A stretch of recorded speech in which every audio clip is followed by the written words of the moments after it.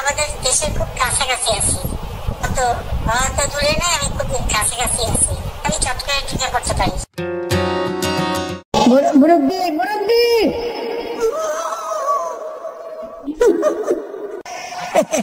নতুন নতুন সেফা দিয়ে বইয়া থা উড়ে না তেলরে ছেড়ে বেঁধা।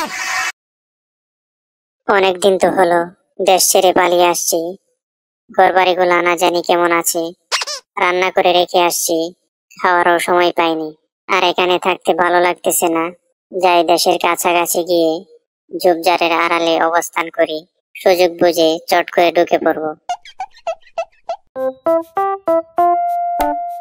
শান্তি, দেশের খুব কাছেই চলে আসছি, এখান থেকে পদ্মার ইলিশের ঘ্রাণ পাচ্ছি। এবার খালি চট করে দেশে ঢুকতে পারলেই হলো, জমিয়ে সর্ষে ইলিশ খাবো।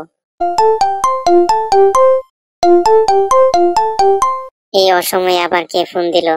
হ্যালো, কে? আপা, আমি কাওয়া কাদের। জানতাম দেশে ঢোকার এই শুভক্ষণে তুই অলক্ষীর মতো স্মরণ করবি।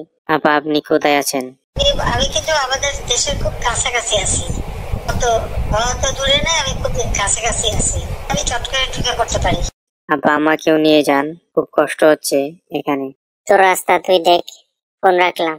আশপাশে তো কাউকে দেখতে পাচ্ছি না, এই সুযোগে দেশে ঢুকে পড়ি। মুরব্বি মুরব্বি